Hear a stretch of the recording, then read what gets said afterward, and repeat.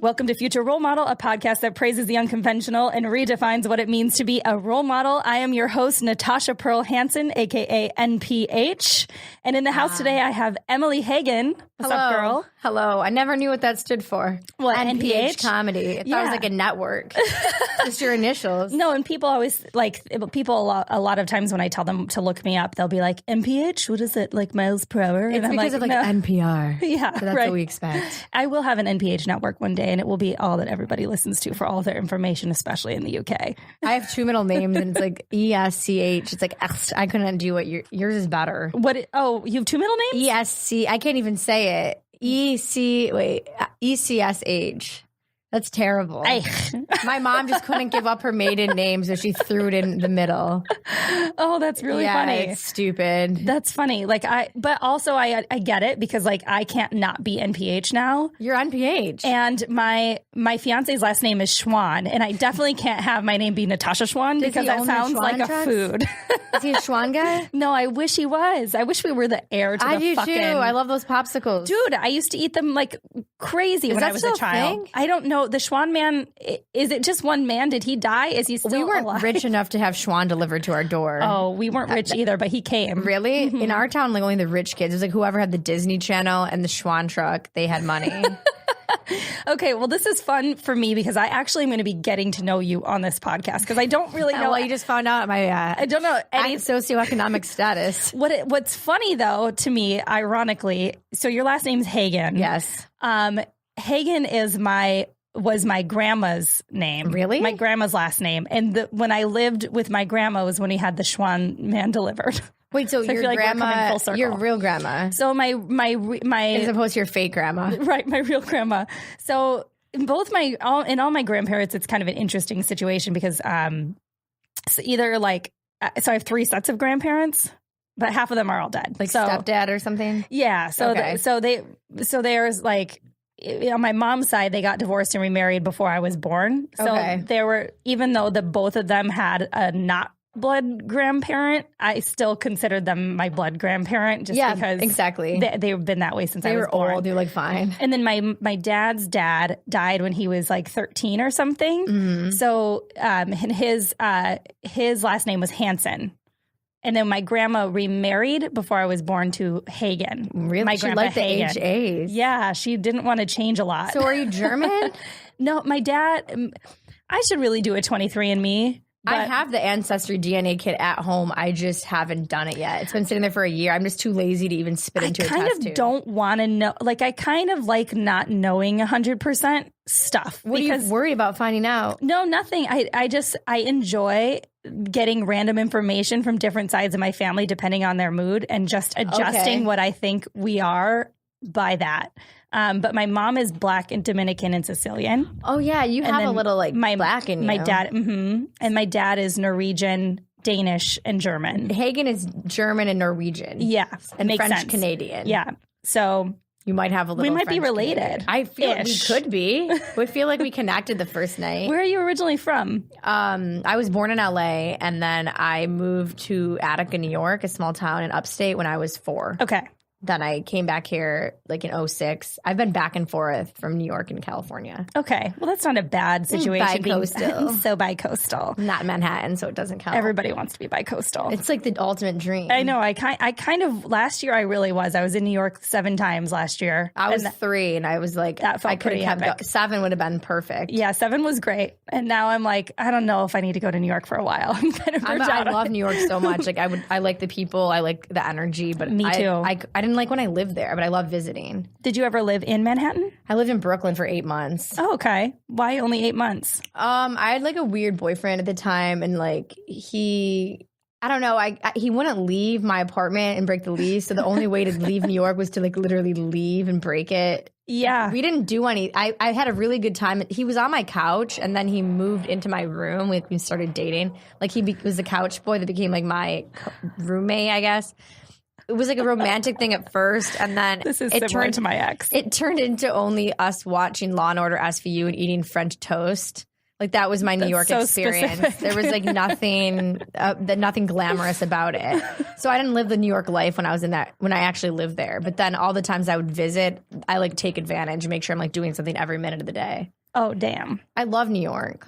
I don't know. Yeah, I do too. I mean, every time I go, I don't know, I just have like really good adventures in New York. Same. And I have those here. Yeah, I just like can cruise around by myself all day and just like find cool shit. I just like stumble upon random cool people.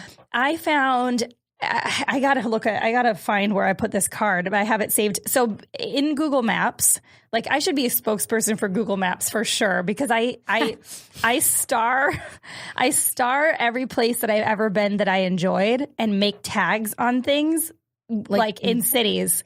Like you can save on Google Maps, you can bookmark stuff. I don't really know Google Maps. You can hit star or love, or you can make your own tags. Oh, I didn't know it had those capabilities. Yeah. So when you look at Manhattan for me or LA for me or anywhere I've ever traveled, you can see like if I love a place or I got really drunk at a place, I heart it. You can see like across the world where I've gotten fucked up. Oh, like because you heart each bar. I'm going to show you. It's like it's my favorite thing. So I always know where I've been. That was my favorite because I can look it up on Google Maps. I just remember I think I just remember the place. I don't remember things. Oh. See, you can see all the stars. You've been to a lot of places. Yeah. And so in New York, I found this. Can you downvote a place? Can I? Yeah, I can. I mark stuff if I have a tab for terrible service. I don't know if anyone uses Google Maps like you do. No, I don't think you should be the spokesmodel. I don't think they do, but like look, most people bitch about it. All over, I have all these favorite places, and you can really see in Manhattan. You got a lot of love on like the East Coast. Oh yeah, I have a lot. I've like really fucked up in Manhattan a lot. I just think it's the best place for like going out. The people, everything is better there. Yeah, but it's harder to have a relationship. I think if I lived in Manhattan, I couldn't keep a boyfriend because I'd be falling in love with someone new every time I would be on the subway. Like I literally feel like.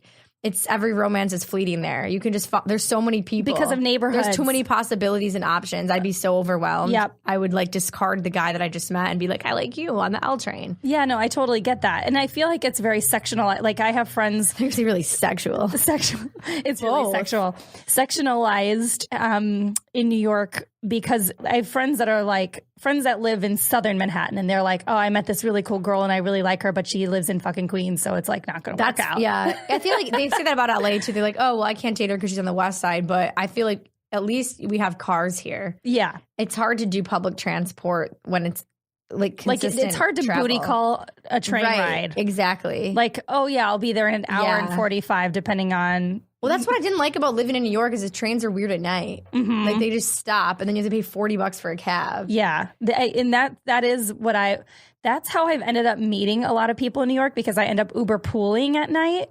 Yeah. Especially if I'm staying like, cause I have Airbnb'd in Queens last year and in Brooklyn. Mm-hmm. And so, really nice places. That's why I kind of like staying in those areas because they're like big places. Yeah.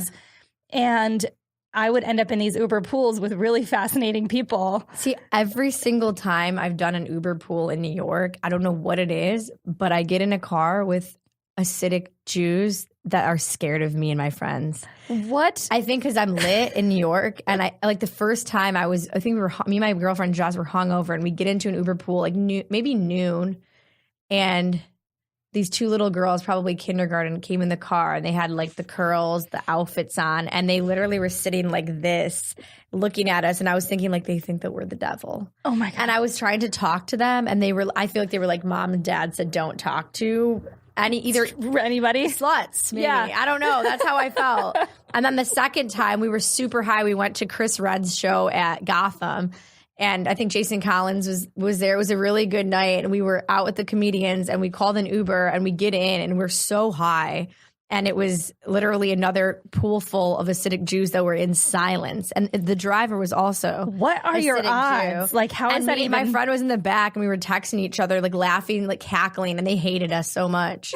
But I don't know. I don't meet anyone that they're silent. See, I've had the most. I have nothing against Hasidic Jews, but I don't think they like me when I'm in that Uber pool. Well, how do you keep getting Uber pools with that specific demographic of people? Well, there are a lot of Hasidic Jews Am I even saying the word right? Is it Hasidic or acidic? I feel like I'm calling them like an orange juice, like acidic person.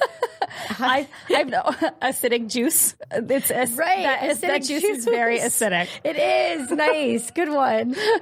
Yeah, I don't know, but I'm glad that you have good experience. I have better experience at pools in LA. Oh my God. I've had the coolest, like I had one guy in New York, he was cracking me up. He was actually falling asleep on me, but he was like this big old teddy bear and he was like drunk and I was like filming him and it was, you know, even like annoying people, I find adorable. It's when you're traveling, like the conversation expectation is different than when you're just in real life. Like people, when you're like, I don't know, while you're like in the plane or when you're in a pool, I feel like you talk to people more than like if you're just on the street, maybe because you're stuck in that place with them. Yeah. Yeah. I've actually made like one of my closest friends in New York now, I met in an Uber pool. Exactly. And then when I was in Chicago in September, I was playing in Chicago and I get in an Uber pool and the guy driving was like, oh my God, your name Natasha. My girlfriend's name Natasha. That's so funny. And then another person dings and it's another Natasha. Really? So we pick up another Natasha. So we get his girlfriend on the phone and he's like, I've got 2 Natashas in my pool. And she's like, get out of the car. Yeah. She was really cool. And she was like, I'm a fashion designer and I live in this place. And I was like, she's like selling herself. I know. I was like, that's New York. Nice to meet you. But then he ended up coming to my show. Like, you know, just you shit like that. You make friends. On the plane, I was in New York doing shows and then I came back and on the plane ride there, I vlogged the entire experience. I was with an Asian guy from Albuquerque and then a black guy from LA. And I'm only mentioning their race because they wanted to talk about race and dick size the entire flight. So I vlogged it. But then on the way back, I sat next to this guy named Grammy. Well, no, his name was Camper, but he was a Grammy nominated artist. He just won a Grammy for her. And he was bragging about dick size too because he was black. What is it about you and Hasidic Jews and dick size? I don't know. Maybe I look like, oh, let's not talk to you at all. Let me tell you everything personal. Yeah. But this other girl that sat next to me, I thought we were going to become best friends. She worked in Venice at one of those like metaphysical bookstores, and we talked the entire time. And all of us were dating Pisces, so we all thought we had a coincidence. And then the next day, I texted her something, and I think I over-texted her and I never heard from her again. She ghosted me. I thought she was going to be my new best friend. Oh, I hate that. They didn't come to my show. Oh, well, fuck them. Yeah. No, I'm just kidding. She's like, we're going to hang out all the time. Like, she didn't even text back, but I did over text her. Like, I think I sent 7 messages. I get personally offended if somebody that I really like doesn't want to be my friend because I know I'm awesome. Right. That's how I felt. And I'm like, what's wrong with you? Why wouldn't you want to hang out with me? I think maybe I overwhelmed her. I think I was like texting her like personal drama too soon. Too soon. Yeah. You got to ease into that shit. She's like, I don't care yet. Yeah, she wasn't invested enough. Yeah. Probably smart move on her part. Are you still really good friends with a lot of people you grew up with, or is that? Yeah, I have like a bunch of friends flying in for their 30th birthday in April. Oh, sweet. It's my birthday on Monday. Really? Mm-hmm. So what are you, Pisces? I'm a cusp. I'm Aquarius technically. Okay. But I don't know what any of that stuff means. Like I have some friends that are really into zodiac. And they've tried to like read my birth charts and stuff. I every time I call my mom, and depending on how much wine she's had, my birth time changes. I have no fucking idea. Maybe you're not. I don't even see you as an Aquarius or a Pisces. I feel like maybe you're told the wrong birthday. Maybe I'm not actually alive. You look like a fall birthday. Really? What does that even mean? I don't know what any of this stuff means. I don't know. I've like guessed people based on their bone structure before. Like really? There's like certain signs you can just look at the person and guess what they are. Really? But then there's times where I don't guess them correctly. The thing that I found to be accurate, if anybody's ever taken the Enneagram, I think the Enneagram is fascinating. So I believe it's just 7 personality types. And so you basically, so each type, it'll give you like this series of questions and you can rate like how much yes or how much no. Myers-Briggs. So it's like on a scale of 1 to 10, like how strongly do you feel? I don't remember exactly because it's been a couple years since I've taken it. But I was an enthusiast with I don't remember, an achiever wing, I think it was. You have an achiever vibe. Achiever, but I'm also an enthusiast. Like I love, enthusiast means like, and they break it down for you when you do actually like figure out what because it's all numerical. The problem, though, with those personality tests is that people answer the questions how they wish they were. Like, they don't answer – a lot of people don't answer the questions on personality tests truthfully. Not saying that you don't, but people – That is true. They answer the questions thinking about them and their best self. It's better when other people take the personality test for you, I found. That would be fun to do. Because, like, the Myers-Briggs, the most desired personality type is always ENFP. That's what everyone's like, I just took the test and I'm an ENFP. And I'm like, I think you should take it again because you're actually ISTJ, like you're the opposite. Yeah. But it's because they like people aren't as not everybody is super self-aware.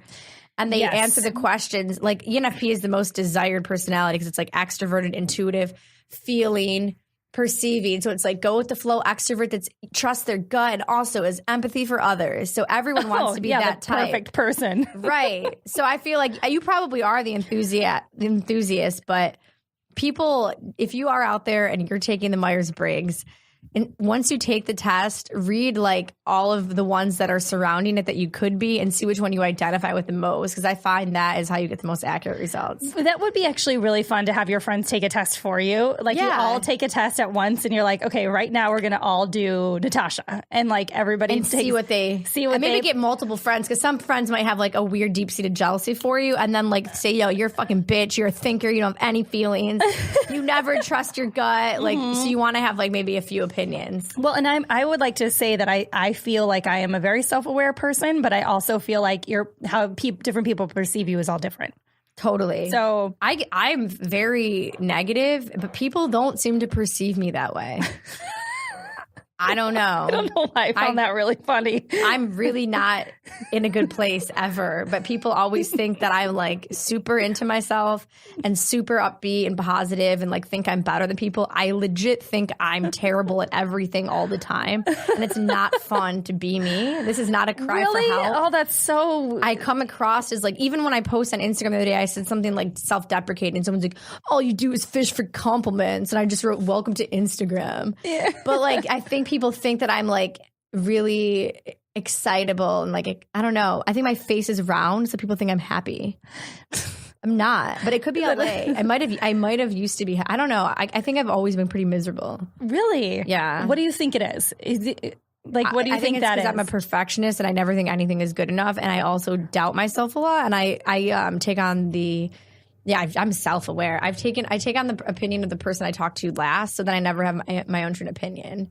Interesting. So it's really hard because someone that doesn't have a firm sense of self, they like take on different people's ideas. You're like a sponge. I'm a chameleon sponge. Yeah. It sucks, especially as an entrepreneur. But that's probably why everybody likes you, because you always relate to them. I relate to everybody. Yeah. Exactly. But then maybe the second meeting, I'm someone else and then they feel betrayed. Oh, weird. Because I'm not what I was in the first meeting. Okay. I want to like put you in a bunch of different situations, just see like what happens. I thought you were going to say, I want to put you in like a personality disorder category. And I think it's borderline. I probably am borderline but I also don't know. I don't really have strong abandonment issues. So I don't think so. But here's the thing though. I've always been okay with really anybody that is okay to call themselves on what they are. Like if I meet somebody and they can say, this is what I am. Generally, I probably like you because you're at least self-aware enough to know that you're these things. Right. So to me, that's all that I care about. What about people that are like, I'm not an asshole. I'm just a realist. Oh, some people I want to just punch, like my fiance's brother. Like my fiance. Thank God he doesn't listen to this. My fiance's has a shit. Like one brother is just a complete asshole, and he's a realist. He thinks he's a realist. That's always their excuse. It's like, no, you're just an asshole. No, and like I still am mad about it. And I don't usually carry a lot of things. Like I'm not much of a lingering anger person. You seem like you're in a good place. Yeah. For the most part, I really am. Good mental health. Yes, I think I do.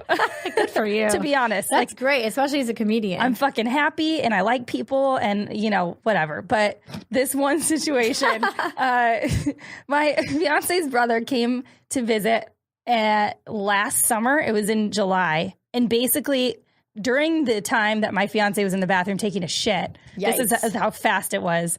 He basically berated my career and was like, why don't you do something normal, like with the skills that you have? Taking a shit takes a long time sometimes. I know, it really does. He told you to bartend? He was like, you have skills, why don't you go serve somewhere? Why? Were you not making money at the time? No, it wasn't was he even thinking that you were using the brother for money? Yeah, I've been with Justin for 8 years. Why did he feel the need to tell you what to do? Yeah, exactly. See, this is the difference between you and I. If that guy told me that, I'd probably go to the next bartending school and then realize, fuck, why did I listen? And then I would have wasted some money on a course. And it wasn't even. It was because his brother wanted to change jobs, and he was concerned about some stuff in between.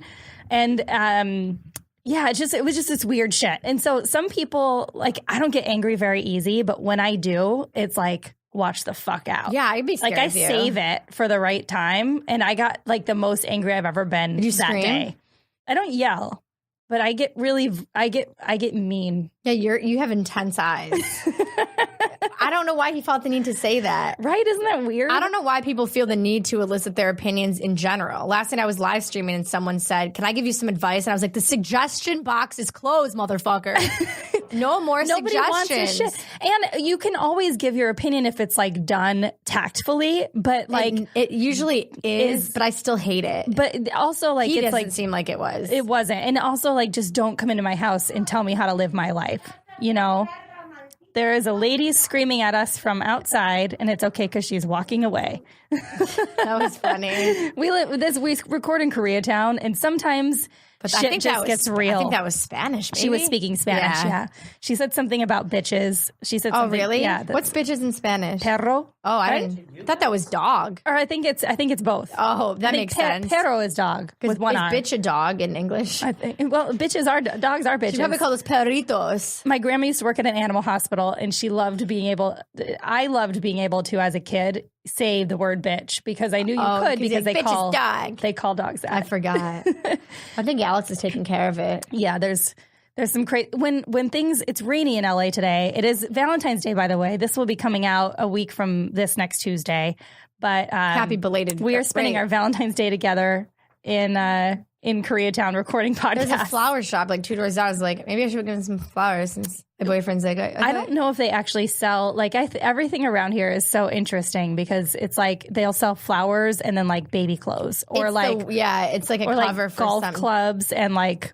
Yeah, I didn't think I was in the right place when I got here. Yeah. I was like, then I saw like a microphone logo and I was like, I think this is the right place. Yeah. Yeah. When I first started coming around here, I was like, what is this strip mall? Like, what is this? Where am I actually? I don't know where we are. It's a vortex. Is this a comedy club? Is your house? We're recording at Comedy Pop-Up Studios, guys. Oh, it's a studio. But they do an open mic see in that corner. They put like a stage up sometimes and do a little open mic here. Like, this is a wall. There's a fake wall behind us. Oh. Do they take the wall down? I don't know what's back here, to be honest. I think the curtains cover up, maybe some murders. Maybe. I'm not scared. I'm fine. So did you spend most of your childhood in Los Angeles or East Coast? On the East Coast. And what was Upstate, the city? Attica, New York. We're known for having a federal prison. I was like, I've heard of that for some reason. So it's like a small town. Does prison 200 people per grade? I don't even know what that means. What is per grade? Like my graduating class had about 150 to 200 people. Per grade. I thought you were I thought grade was like some old school way to count territory. Like that's a lot of land and that's my grade over there. We didn't have that much land. We had an above ground What pool. size is a grade? Yeah, no. So you had probably a 10,000 person town? I have no idea. I should look maybe a little bit less because I think my hometown growing up was between 12 and 14,000. Okay. And maybe that's why you like people. Yeah. I like people, I think, because I came from a community. Smaller. Yeah. Mm-hmm. Yeah. Community is really important to me. Yeah. And that's probably why I like doing things collectively with people. I do too. That's the thing. I'm not as negative when I'm around people, but I find that with comedy and stuff, I have to spend a lot of time alone, editing, thinking about jokes, not actually writing them, but thinking about them. And then I find myself to just feel really bad. But then the second I'm around people, I'm positive again. Yeah. Well, it's because you're feeding off that energy because you're a sponge person. Yeah, I'm an extrovert. I need to be around people. And you're SpongeBob. I am. Fuck. Yes, I am. I'm Sponge Buddy. That's how SpongeBob was created. Just like a really negative person that realized. Hilarious. The genesis of SpongeBob. You guys are finding it out first here. I don't know if that's true, but I want it to be true. I used to always I probably still do this too subconsciously because I think it's really funny. But people will ask me a fact about something random and I'll just make something up and then probably believe and you. Then leave it alone. And I'm sure I've just sprinkled false facts around the world. What? Like a Snapple cap kind of thing. There was one. You know how certain situations happen and then you think it's the funniest thing that has ever happened to you. Okay. I don't have to explain this and maybe it won't be funny to you, but a couple months ago, we were at this party, and I only knew one friend there. Everybody else was strangers, and I was just kind of making my rounds, meeting everybody. And at one point, after everybody's kind of gotten to know each other, we're kind of like all kind of congregating in a circle. Like, finally. And I don't know what conversation came up, but somebody inquired what sound a giraffe might make. And like somebody said something pretty basic to the extent of like, what does a giraffe even sound like? And I just made this noise. Let me hear it. That's it? I just made up a noise. And everybody paused, and then they kind of started laughing. And I was like, no, that's what they do. Did you feel embarrassed? So no, I just justified it? Or you doubled down on your giraffe noise? I just made the grossest noise I could. And then when I left the party later, I was like, these people are going to repeat that noise at some point in their life, and it's not accurate. Like, I don't know if giraffes I wouldn't have believed that noise. I was picturing something a little bit more high pitched, like a falsetto. I don't know. Like a singing giraffe? Maybe because they have like a really long necks and their voice is up here. I was picturing like a high note, like something like that. But I don't think giraffes sing the soprano. I don't know. I just love like throwing out something. Did you ever find out? I don't know. If anybody out there knows what sound a giraffe makes, I would love to hear it. I wish I cared about stuff like that. I don't. I really don't. But I'm going to South Africa in November, so I guess I'll find out. Are you going to a safari? I'm doing a comedy tour there. Oh, that's awesome. And cool. Do you feel like you're going to relate to them? I don't know. It's like pretty white girl coming to Africa being like... But South Africa is super white. Oh, I know nothing about geography. Just kidding. It's a white place? South Africa is, yeah. Oh, I thought you were going to just be amongst the animals. Yeah, I mean, I want to be, but I not like the both. People, like the actual animals, like elephants, giraffes. No, and I'm going to do that too. I mean, you can't go to Africa and not like hang out with some My friend said she went to a safari and it sucked. Really? It's like some white privilege shit. She's like, I went to the safari and it was so boring. Like, we literally like saw a few elephants and like, let's fuck out of here and drink.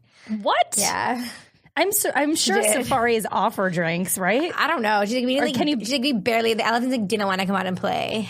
And you're like, because they're elephants and they do what they want to do. Like, it's like, this is a job for them. I don't like to do my job either. Right? Like, I'm sure it's their job, right? I guess so. I mean, I guess if they live in a safari park, that's what they do. You have to give a bunch of shots. Yeah. That'd be a reason I wouldn't want to go to a tour, because you have to like go to the doctor's office a lot. And you do have to get shots. Like, I have to go to the dentist after this and get 3 cavities filled. And that was that was a bitch. Today? Yeah. Gross. Yeah.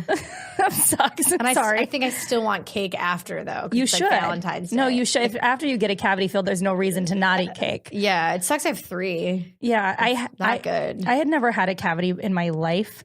And then I went to the dentist like 2 years, because I've never had dental insurance. I just pay out of pocket.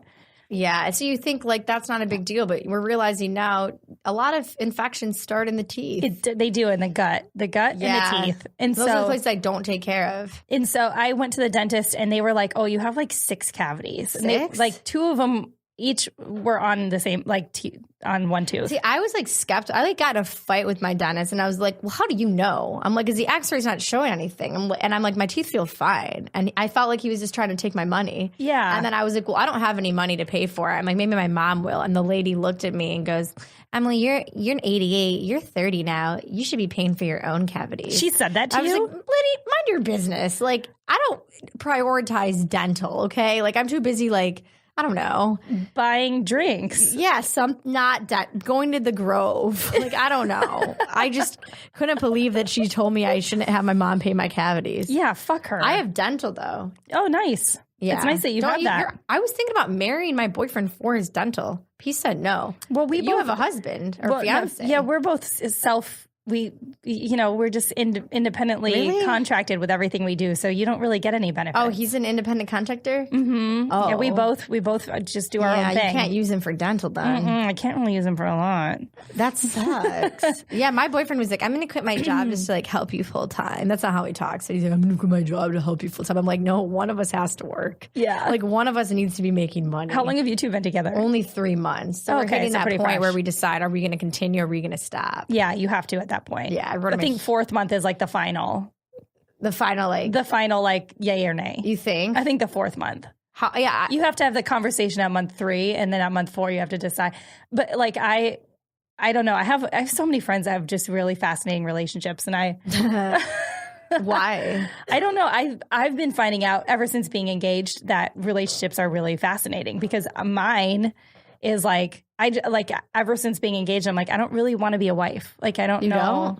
I don't know. Not yet. You seem like a good wife. You'd be a good wife. I would be, yeah. Mm-hmm. Why don't you want to be a wife? Because you don't like the title wife? I don't like, it's a gross word. It is gross. Fiance's better. Wife. Yeah. Like, couldn't they made it prettier? My husband. What stupid words? This girl at this conference once, that's all she said. Every sentence, like, my husband did this, my husband. I'm like, I get it. You have a fucking husband. Smack the husband out of your mouth. Yeah. Like, Jesus. God. Like, how do you graduate from a word like girlfriend, my girlfriend and boyfriend? Like, I know, it's so elementary. To fiance, which sounds so elegant and kind of bitchy almost. Totally. To wife. Like, it's You're just right. that. Like, it's what? Woof, woof. What is that? Like, what is that? I don't know. I don't think you should graduate. It's my girlfriend, my fiance, and my wife. Wife isn't good. Like, we need a different progression. Like, my fiance. Like, I think the prettiest word in the English language is cellar door, right? Have you ever heard that? Cellar door. Another one of your Snapple facts. No, this one's real. Okay. Cellar door. They say in other languages, like people that speak other languages hear the word cellar door. Isn't that 2 words? And they think it's really pretty. Yeah, it's 2 words, I guess. I'm like cellar door. It's a type of mint. Cellar door. So to me, after you get married, you should have a name like cellar door. I didn't know cellar door. I'm the fiance, and then now I'm the cellar door. Oh, cellar door. Yeah, it just sounds better. I feel like if you're talking about like your cellar's door, that's not cute. It's not cute in English. But if you're like saying it quick. But it sounds pretty to other people. Yeah, I don't know. I've never heard that. I don't know if I believe you, to be honest. You've been lying to other people a lot. About giraffe noises. You could be lying to me. I'm technically a stranger. Well, you're a sponge, so you're going to take all this with you and reiterate it out into the world. Yeah, I'm going to start calling my boyfriend a cellar door. It sounds like a dinosaur or like a mint, I think. What is have you been I call it basement. Basement? Yeah. Oh, yeah. I've never called downstairs a cellar. Yeah. Because I think cellars are different. That's like what was in The Wizard of Oz. Like a wine cellar. You have to be like rich to have a cellar. Yeah. A cellar is this thing you leave the house and walk into separately. That's my opinion. The Wizard of Oz had a cellar? She had cellars are when they shut the things and they go underground, right? Isn't that a cellar? Or catacombs or like whatever I don't remember. I'm trying to remember what scene. A basement is just like under your house. Yeah. Where's the cellar? It's just like where I don't like Oh, cellar's like outside. There's like, and then you go leave the house and then go into the cellar. Yes. It might still be under the house. It's an outdoor entrance. Yes, it might still be under the house. So it's all about where the door is located. That's how you know if it's a basement or a cellar. Exactly. Interesting. We'll have to Google this. We're going to have to do a lot of research on a lot of things after this conversation. We're on a lot of tangents. That's the problem with having me on. Is I know. Stay on topic. No, it's okay. And we don't have a topic. That's you also beauty. disclaimed it in the email. You're like, it's okay if we have tangents. Yep. And I'm sorry that I gave you that kind of freedom. You shouldn't. Yeah. Once I knew I had that freedom, I ran with it for real. So you live stream and stuff, right? I think. Yeah. I was up till 4 a.m. live streaming last night. So what exactly does that entail? Talking to people from all over the world, getting triggered by trolls, not knowing how to handle them. And you do it on Twitch mostly? Yeah. Okay. I just started live streaming in August, and I kind of stopped doing comedy because I found that I was like I felt fulfilled performing. It's like I feel like it's an unsafe space to perform because it's dangerous, I guess, to like put yourself out. People know where you are and can like come kidnap you or something. They can tell where your location is or what? People, yeah, if you're live streaming like, hey, I'm downtown and live at the Staples Center. Ha ha ha, look at this guy I just met. Like someone could literally come and find you. It's really creepy when you think about it. Yeah, it is. But like it's a safe space to practice jokes because you don't have like an immediate reaction. Right. Like people can type their reaction, but it doesn't feel as bad. You don't have as much anxiety as if like you're getting up and going on stage. Sure. But I was feeling so fulfilled because like you can live stream all day. So I could do like 7-hour sets if I felt like it. You can make a lot of money doing that and too. You make direct money and you don't have to deal with other comedians. But you have to deal with like weird internet people. Which is crazier. So it's like they're both Nothing's great. See, I think that's why I think I'm such like a positive, because I was crying last night at 4 a.m. to my boyfriend. I was like, I think the live stream is like tearing our life apart. Like, I'm so triggered. I was like so upset, but I think it's because I had a Red Bull and Valium. Lethal combo. I hear that those go really bad together. Yeah, it's not a good combo. You can make a bomb out of those. You probably shouldn't put them in your body. I should be a wife. I'm already on the cocktail, the Valium. Yeah, the Valium. Not always. I felt stressed last night on the live stream. I was like, I'm taking the Valium. Well, the live stream thing, because I have a friend in New York that does it for gaming. He's like a gamer live streamer, and that's a lot of people do. So gaming. I know more about it than I should from him. But it's like almost like a black hole, because he doesn't know what else to do for money now. So like he has to keep doing it. That's how I felt. Like I started doing live streaming in August, and I was making good money. So then I switched platforms, and then I took. Like the whole month of December, I was like, oh, wait, I have to like go work a physical job again. This sucks. Right. Because I got so used to making internet money that now I don't want to make any other money. Well, and internet money and you're your own boss. Like I don't like, and I know you can make a lot of money through internet, whatever, but like the reason that I feel happy most of the time is because I'm interacting with people like in person, and I know. And my relationships are really strong. And I feel like if I were to start relying, because I've been hit up by a number of those live stream app companies to they're always recruiting people. They're always recruiting talent. And I was being brought in as a talent for one of them, and I tried to live stream. Was it Bigo? No, it wasn't Bigo. It was a different one. Yeah. Okay. And I tried to live stream. I did it for like 15 minutes one day, and I was like, I can't. My soul feels like it's dying. Okay, but this is the thing. I hated it my first month, but I had to do 60 hours, and I literally by the end of it, I fucking loved it. But I could not. I was like, what am I going to talk? I'm like, here's my mom was like, I was with my mom. I was like, here's my mom in the kitchen. This is a book. Like I didn't know what to say to these people, but once you get in the flow of it, you start to develop real relationships. I literally have 3-way phone calls with people I've met in my live stream. I know a girl named Kim. She's from Chicago. She's 50. She has like grandkids. And then this guy, Leaf, he lives in West Virginia. He's a military officer. Like they met up in person in Chicago and FaceTime me. Like they went and got deep dish pizza. They're both married, one of them is, and like they have families. I believe you can meet really cool people that way. And people, it's a great place for introverts to communicate because not everyone's blessed with extroversion like you and I. Mm-hmm. So it's a great place for introverts to communicate online because you kind of develop a sense of community based on humor.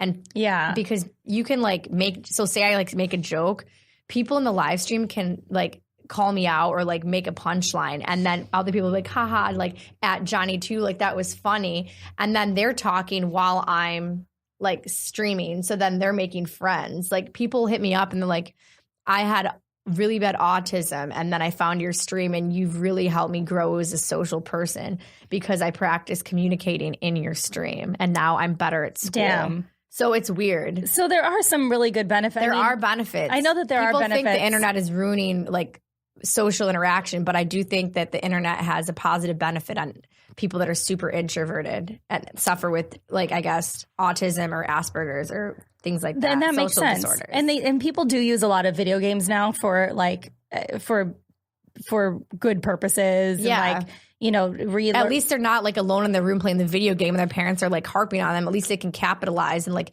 make friends and communicate and socialize while playing video games. No, this is a good perspective to have because, you know, you do have, I've always wondered like what that does to people because maybe I'm just not built that way. So, well, my friend Cal is a huge live streamer on Twitch and he's been doing it. He had a full-time job as a producer and he was on Foul Army and he was producing all the time and then he decided to quit.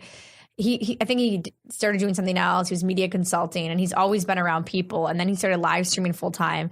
And he's at a place now where he feels like he really misses people. Mm-hmm. So he's going to try to do both because he loves his community that he's built, but he also misses talking to people in real life. Yeah. It's a balance. You definitely have to balance. And it does tear like family apart. Like one night I was like super dramatic on the stream and this guy was like, you need to think if this is worth it for you. This drama, it's going to tear apart your friends and your family and your personal relationships. Is this worth it for you? If drama is all you have to offer, I'm unsubscribing to your channel. I'm like, okay, this is my life. So I'd rather make money fighting with my brother than like, me and my brother got in like a fight on air. Oh, interesting. It was like a reality show, and people were like, "This is so." Some people were like, "I love the drama," and other people were like mad. People get like super sensitive. Does your brother live here? Yeah, he live streams too. He does video game live streaming. Oh, interesting. So you guys cross you cross streams, right? We'll do like which is different for little boys. When you cross streams, that sounds like you're peeing into the same toilet. No, we don't do that. Good. Yeah, but live streaming, I don't think you'd like it.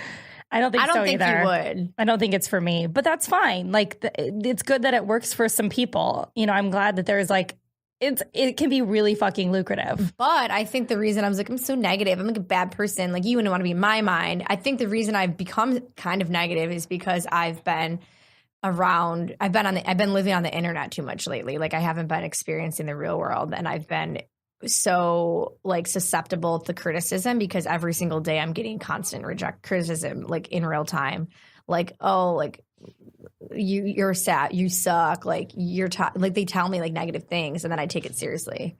Like that's what happened last night. Is that See, why do people do like I've never understood why people would say mean things. I just don't get it. Well, when you're behind a computer, like at a comedy show, you have hecklers. Rarely, I think. But then I've never really experienced a true heckler. I've never had a bad heckle either, but it's because I don't talk about anything political. I'm not racially charged. Like, you know what I mean? But you could, yeah. Even if you have nothing wrong with you, though, like these trolls that live on the internet, they hide behind a computer screen, so they're way more likely to troll you. That's why people always say, like, don't read the YouTube comments. Like, if you think the YouTube comments are bad, check out the comments in a live stream app because that's like, dude, because they're getting attention from people in real time. It's basically like if you're watching the Oscars and you're able to like, who watches the Oscars anymore? I don't know. The Grammys. Say you and you have a phone, so you're watching it and you're able to be like, oh fuck, like Cardi B sucked, and everyone's like, yeah, Cardi B fucking sucked, and everyone's writing, and everyone that's watching the Oscars is seeing this chat. So you're like able to like comment your opinion on the video. So not only are you consuming media, but you're giving these people a voice to talk. And people, so they want to stand out. So they say something edgy, like you're so ugly, bitch. Like, and then people like shut up, or they like ban people out of the room. And then you can assign people like admin roles, and it's like your security guard. It's a really weird. This is a whole thing. It's a really weird platform. Interesting. Like it's intricate. But it's stressful. That's why I was crying, because I was like, it's stressful that if people can know where I am, you have to like be safe about when you're like in real life. Oh, for sure. Yeah. I mean, because I even worry about that. Luckily, I think for the most part, I curate like a very positive following, so I don't really ever feel like my safety is at, you know. You probably wouldn't get as many trolls as me because you're more like vibrant and positive. I'm like, yeah, did it. Like I like go off on people. Like I think you are like more start like, it. Yeah, I'm like, I think that's what draws people in my stream is because they're like, we love how honest you are. And yeah, I think they know that they'll get a reaction from me, so they'll troll me more. So that's something I'm working on. So when you were like, so is it just you and your brother? Yeah. Okay. I have a younger brother. And that's the one that streams. Yeah. So what is it about how you guys were brought up that kind of got you to be like that?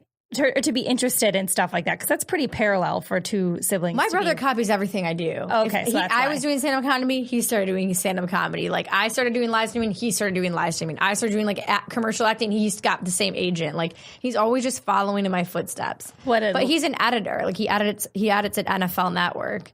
So nice. He's a good editor. Oh, cool. I don't know. I don't know why. And my dad wants to be famous. Like he was like a guy that like like he came to LA and like was visiting us and became a background actor. No way. And he got kicked off of Central Casting because he like said hi to Cuba Gooding Jr. Oh my gosh. Like, banned him. Your forever. Dad's amazing. My mom wants like nothing to do with the spotlight, but she got me into movies when I was a baby, and she got me a SAG card when I was a baby. So I was already in the industry and I was doing beauty pageants and stuff like my whole life. Oh my gosh. My brother really wasn't doing anything like that. So what was being a kid in a beauty pageant like? I didn't think it was weird because I used to win. Of course not. I won all the time. Like I loved it. I got to get dressed up, like put makeup on, like perform, show off. From what ages were you? I was Miss Baby California at age 8 months old. I want to see this picture. That's Did they give weird, you a little though, crown? If you think of, yes, they in a sash, but like people are judging who the most beautiful baby is. See, I peaked at 8 months. I judge babies on Instagram all the time because I think I heard today they're the most liked thing on Instagram, puppies and babies. Oh, of course. Yeah, small, cute things. I don't like that people are posting babies on Instagram. Why do they do it? I don't. But you're one of the people doing it. Well, and I like to find ugly babies because I think some babies aren't ready to be seen yet. And I think finding ugly babies is really fun. Dark side is coming out. Sometimes I'm like, oh, that one wasn't ready. See, I think it's so weird to put like babies and kids on Instagram. I think so too, because there are creeps out there. I posted the other day. I was like, why? Like, you guys think it's okay that this little girl that's 6 has like 80,000 followers? And I got a mixed response. Some people were like, yeah, it's okay. People were like, no, it's not okay. Yeah, it's kind of. There's a lot of those. There's like men that are following 6-year-olds. I think if you're going to do something cool, like I used to work for this bar in Chicago, and the owner and his girlfriend were like the funniest people that I've ever met. And apparently they had a baby recently, and they started an email for the baby. So they started to email the baby stuff. What? Since they were it's actually pretty funny. So since she was pregnant, she'd email the baby and be like, "Oh, today you're making me really fucking sick." Oh, that's cute. And like when the baby is like, you know, in their teens, they're gonna let them go through and read all the emails they sent them. I thought they were like emailing the baby like. Well, okay. Yeah. And so like, I'm like, if you're going to do something baby related, internet related, make it like cool and clever like that. That's clever. It's clever. Yeah. That's thoughtful. Yeah. But as far as just exposing your kid to the vast internet of psycho people. I guess they're going to be exposed anyways. Yeah, it's true. So whatever. But growing up, did you do, besides the beauty pageant stuff, did you do anything comedy related, or how did you end up? I was in plays, and I played piano, and I danced, and I was like in drama club. I did I did theater. I did everything. And how did you end up getting into stand up? I like created my own game show in 3rd grade. I created questions, like I was the host, and then I like did a nail polish contest, and like I played Simon Cowell, I guess. Oh my gosh, fun stuff. I got into stand up because I was acting when I first moved to LA, and then anytime I would go to an audition, the casting director would be like, "Have you ever thought about stand up comedy?" And I'm like, "No," and they're like, "You should." I'm like, "Oh, do you think I'm funny?" They're like, "No, you're just really honest." And I was like, oh, okay. Because I would overshare in auditions. Yeah. And they were like, why don't you just go be yourself on stage? Like, I had a casting director say that I should stop being myself off stage. What? She said it's off-putting, but I should just use it on stage. I mean, she's probably right. Yeah. I love that all these random people are just telling you how to like be. Do I have like this persona that's just like give me advice? Maybe. I mean, apparently everything from dicks to personality. They don't like to give me advice on dicks. They just tell me how big theirs is. But that might just be a girl thing. Yeah, it might just be a you girl thing. Yeah. I don't know. I deal with a lot of bullshit, but it's probably because I must have like I don't know. People want to like fuck with me. But I fuck with them back, so it's probably me. Yeah. I want to take accountability for like all my flaws. How long have you been doing stand up now? Like 4 years on and off. Okay. I take like long breaks. Yeah. Well, it was fun because like when we met at the Laugh Factory, we'd met before. That was like such a bad show of mine. No, I was like I was a weed trimmer for a day, and I was still high, I think. And then I went on stage and tried to tell the story about how I was a weed trimmer, but it had just happened like an hour before, and I wasn't making sense, and I was talking in circles. And then I remember I just go, "I'm bombing," and then I like finally was. It was the cutest. Oh my god, it was the cutest thing I've ever seen in my life. It really brought me a lot of joy. No, because I was like, "I'm bombing." Because here's the thing: it was a good audience that night, and they were giving you a lot of rope with the story because you were trying to tell a story that just happened, and it wasn't worked out yet. And it literally just happened, and I was kind of like, "What the fuck just happened?" I'm gonna go tell the audience. Maybe they can help me figure out what happened. But like, no, not when you're cold opening a show. Wrong timing. But you handled it so well. And here's the thing, like shows that are and you weren't even bombing that bad. I was bombing. It wasn't a great well, because I didn't know what I was talking about. They were confused. They're like, what? She's talking about Pablo Escobar, and now she's talking about this. Like, no one. She hates her mom. You said that. You like called yourself out on it, and then it was the cutest because you did say that. You were like, "I'm bombing." Yeah, that was exactly the song. And everybody like it totally just. Then my set was fine. Yeah, it was fine. Yeah, then it was normal. And you ended strong. wrong. Like, yeah, you came up to me and you're like, I really liked your I'm bombing. Yeah, because I mean, you have to like, if something isn't working and you're trying to make it work and it's obvious. At least I wasn't blaming the audience. No, and you were super cool about it, and you weren't like flustered. You were just like, okay, well, this isn't working. I better was flustered pivot. after the show. Yeah, I was. I like quit comedy that night. Oh my God! You know what though? Like there has been I quit all the time. Do you quit a lot? I always quit. I quit everything. I quit my boyfriend. I quit my friends. I quit. That's literally the problem I have. I'm like, fine, I'm fucking done. Fine, I'll leave. Like I'm literally like, it's over. Everything, it's over. I never can just be like, let's work on things. I'm always like, it's fucking done. No, I'm on that mad hustle, bro. I'm on that mad hustle. I did like maybe it was like 3 years ago. I took like a 6-month lighter on the stand up stuff because I was in the middle of kind of writing my first pilots and stuff. So I wasn't actively trying to book. Yeah, it totally does. So I was doing less stage time, but I was still like featuring and touring a little bit. But no, especially for the, I don't know. I've always just fucking hustled. I'm exhausted. I'm a hustler, but I just threaten quitting to people all the time. Yeah. Even last night in the live stream, people had made a criticism to me. I was like, you don't have to fucking be here. No one asked you to be here. I probably won't even be here. Like, that's probably why I have negativity, because I'm negative. Yeah.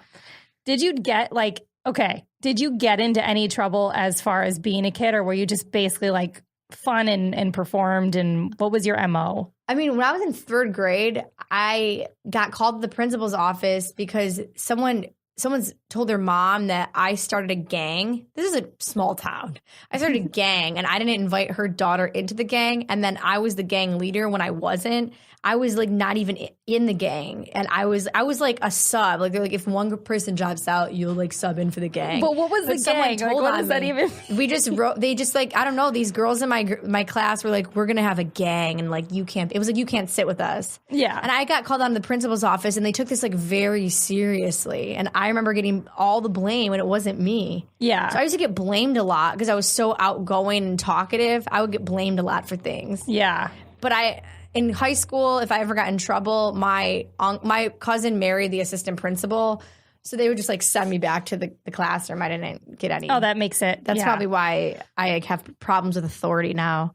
My parents were permissive as fuck, so I like got to do everything. I got away with things. So did you guys did you guys get into any sort of like party situations when you were in high school, or what do you mean party? I don't know. I mean, I'm always curious what little towns are like, because we partied hard. Yeah, I was the first partier in my grade. I was doing keg stands at age 14. Oh my God. A cabin called like Cunningham's Cabin in the middle of the woods. Amazing. With like an Abercrombie light purple t-shirt on. I still remember the outfit. Were you good at keg stands? Is that your thing? I think I was just good at flirting with older guys. Mm-hmm. They lifted me up.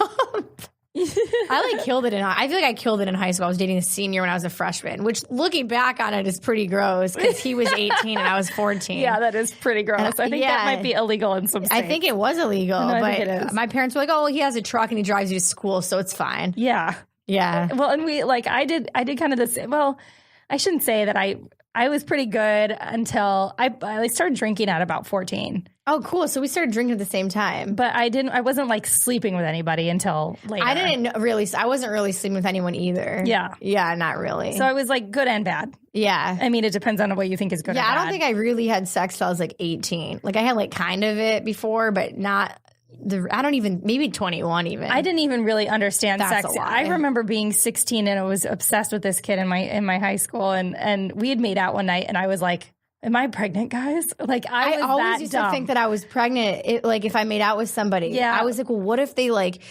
I like was thinking they had cum on their fingers and like maybe they like were. I don't know. I thought I could like get pregnant from anything. Saliva. Yeah, no, I thought too. I was like, I took Plan B before for a makeout. I was so paranoid because I was like, I don't know what happened. Like, I don't remember. It was a foggy night. I'm just going to take the Plan B. Yeah. I remember having so much paranoia after sleeping in the same tent as somebody. Like, we were. Yeah, exactly. Me I was too. like, oh my God, I'm definitely pregnant. That was my biggest fear. I went to the urgent care the other day and I had a UTI, it turns out. And the lady gives me the medicine for it. And then she prescribed me 2 Plan Bs. I was like, you think I'm fucking right now?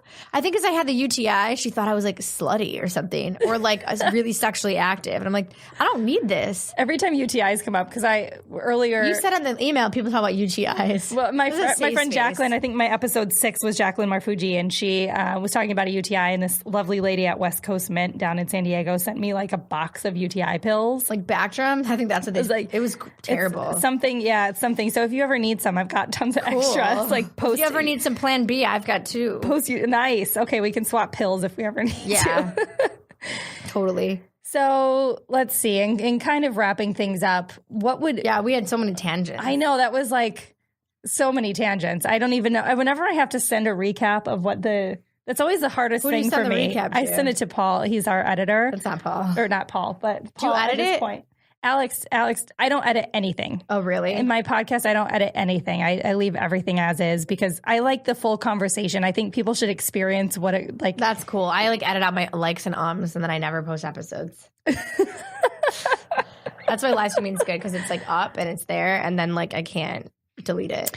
Well, and I try to not like or a ton, but I definitely do use. Because you're so good at speaking, you don't have to edit. I use filler words a lot because you have to when you're in a podcast and you're talking, you want to not have dead air. So I'm sure that there's plenty of things that I could edit out, but I prefer not to, because I just think I always am so concerned that I'm wasting people's time, and I'm like, why would they want to listen to me talk for an hour? So then I just try to edit it down to like my best clips with my guests, and then I find that I cut out everything I say, so then it's like, and then it's the guest talking a lot, and then it's like me just saying like 2 things. So that's why this season I haven't been editing my own podcast, because the things that I like aren't what other people like. Like I'm too hard on myself. You're too hard on yourself. Yeah. So if I say something I think is embarrassing that people like, I'd edit it out, and they're like, no, you have to keep that in. Yeah.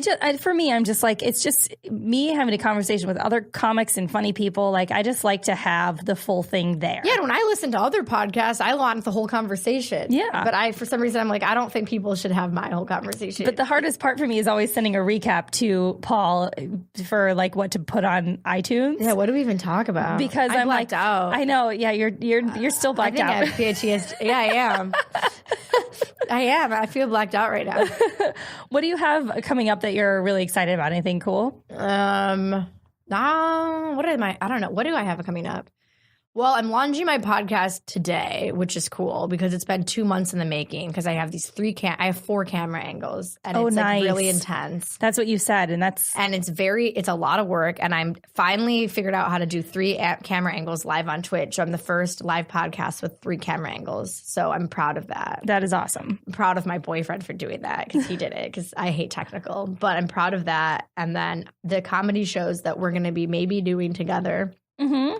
At that new location in West Hollywood. I'm going to start hosting maybe some of those. That'll be cool. Next Thursday, we have our first show, the 21st. It's called 1111. It's a new venue in WeHo. Let's see. Will this be out yet by then? It might not be. It might not be, but we'll have more. I think it's going to be every Thursday or every other Thursday. And Natasha's also probably going to be hosting, because coincidentally, we both know the girl. I'm going to have NPH nights. Yeah. In the house with NPH or some shit like that. It's going to be bad vibes with Emilie. Mine will be all like, woo, and yours will be like, yeah. Well, that's like in my Instagram name. I feel like if I write Emilie Knows Everything, if I don't know something, I can just be like, yeah, it's ironic. I know nothing. Like I can get away with ignorance. We don't have to know things anymore anyway. And I always tell people, but you know everything, and if you don't, people believe you just that make it up because of your confidence. You seem like the real beauty queen here. Did you do pageants? No. Oh. And I know pageant people, and I just can't. I can't with that shit. I was like under 8. I don't think I was self-aware enough. I think, I've met a bunch of former beauty queens and stuff because of an association of my fiance's best friend is married to a former Miss USA.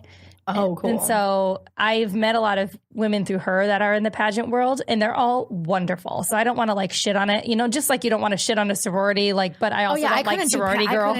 I don't either. I don't either. But I never want to be. I don't want to be around that many females at once. No, I mean I don't like cliques. My insides are kind of like tomboy, even though I'm a tomboy as well. I mean, And look at us. I know.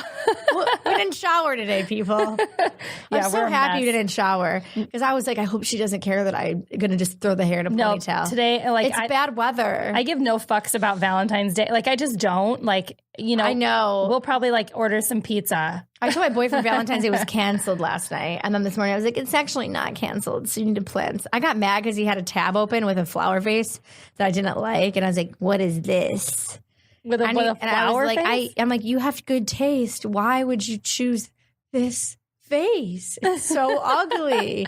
And he was like, it's because you said you like pitaya bowls and it's fuchsia and it's the same color. I don't even know what a pitaya bowl is. It's like acai bowl places have pitaya. It's some type of fruit.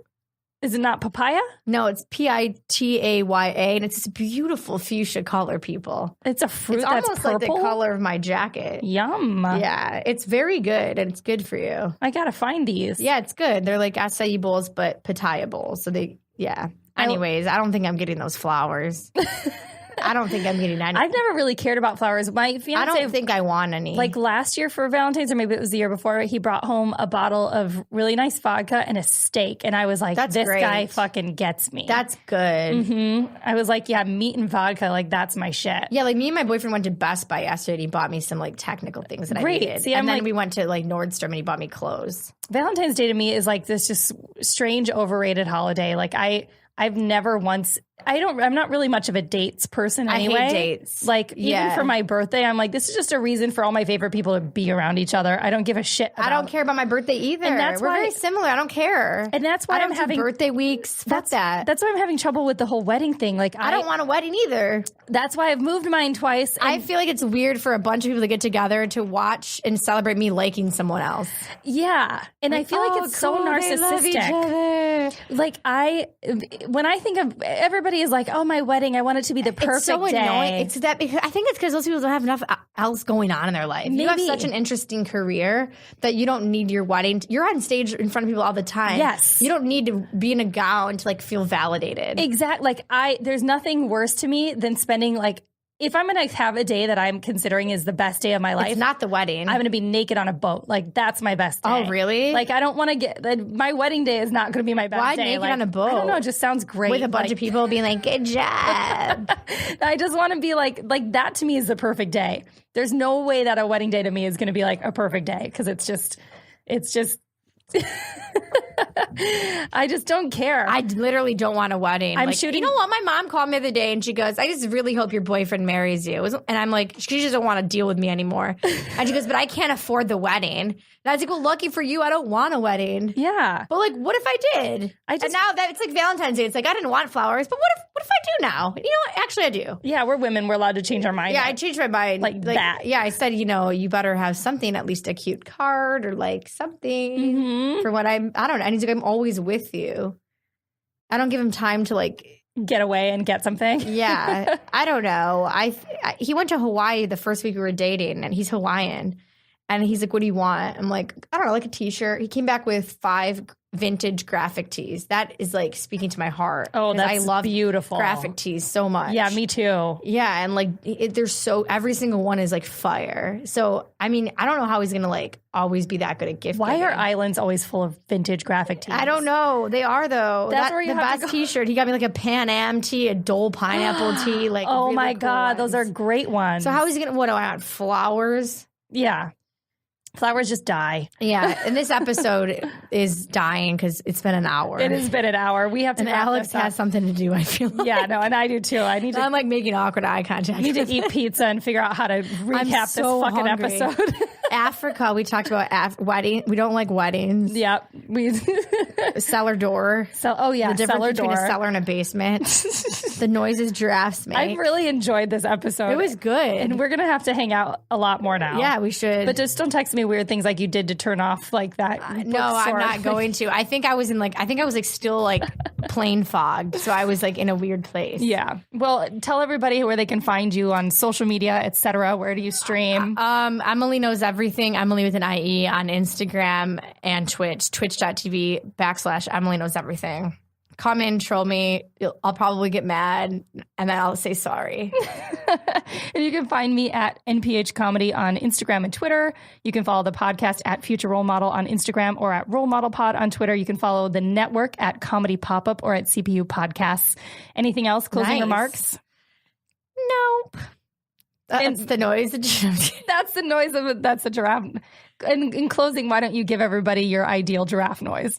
I think that just was it. Like the good. Okay. The high pitch. You have the high, and then I have the. Let's make them at the same time. Okay. 1, 2. Okay, that's what we're gonna close on. Weird.